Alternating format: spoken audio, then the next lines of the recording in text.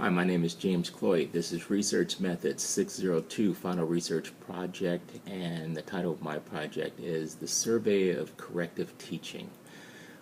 Just going to get right into the heart of things. I'm going to try to talk fast because I only have 4 to 5 minutes. My buzzer will let me know when I have 4 minutes passed and 1 remaining. Anyway, getting into corrective teaching. Basically what I wanted to do was I wanted to look at maybe how we could do something to help the community. And so one of the things that came to mind is we have a higher rate of divorce and single family parents and things like that. And as a result, children can sometimes act out because of lack of parenting. They can act out sometimes because of other things that's going on in the home, sometimes things they have no control over, and so on. But if you can teach students how to follow instructions, how to be self-responsible, how to accept decisions and things like that early on, chances are they can have better success when they're older. And so Father Flanagan, who founded Boys Town, said there's no such thing as a bad boy.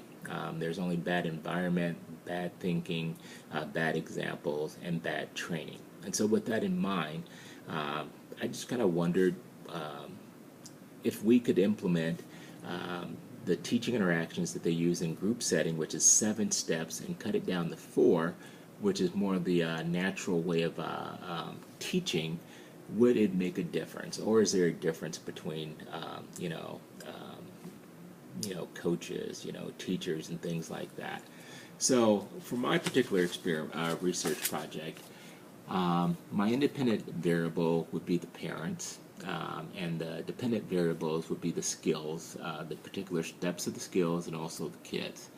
And basically, I want to go ahead and read my hypothesis so I don't screw it up.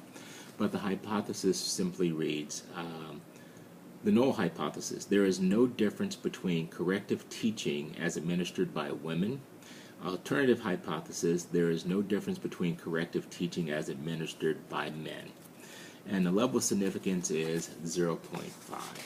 Okay, so to make it simple, we stuck to just observation, and I thought it'd be important to have trained staff that understand behavior modification, understand corrective teaching, to actually go out and observe folks in a setting, a public setting. And so with this, we decided to use a convenience sampling, 100 men, 100 women. And with the convenience sampling, we know that we may not get a good representation of the population as a whole, but what was more important is understanding that this is research. It's for just to explore, and so this basically is a good setup to do more detailed research. One of the things that I looked at is, once I was able to get my numbers, I wanted to do some cross tabulation.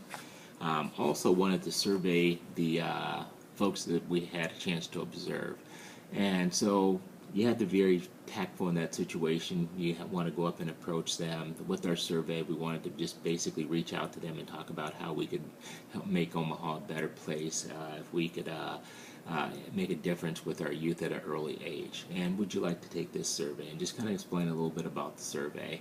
The survey is on the tablet. It's a Google survey, so they can do it right there. For those who aren't comfortable with a tablet, they could also use the paper copy that we have. So, just as an example, we looked at other things such as the marital status, their age, income, education, things like that. We also had an opportunity for them to look at a 4-step corrective teaching interaction and explain to them what it is, and then give them an opportunity to rate yes or no if they would use those actually. And this was all done without any training, so pretty raw data there. One of the things that I found interesting was at the end, after doing some cross-tabulation, did a chi-squared test, and with that, we just basically looked at some numbers here, and I just made up some numbers. But as a result of the numbers, males had a 6.7 critical value, whereas females, they had a 5.76 evaluation. And so remembering talking about the significance level of 0.5, the critical value that I wanted to stay under, that the experiment needed to stay under, was 5.9. So what that told me with the females having a 5.76 is that this experiment accepted the alternative hypothesis and it rejected the null hypothesis. Moving forward, I think there's some great opportunities to do some controlled groups and things like that, videotape responses, and then actually do some training and see if there's improvement. Once again, thank you.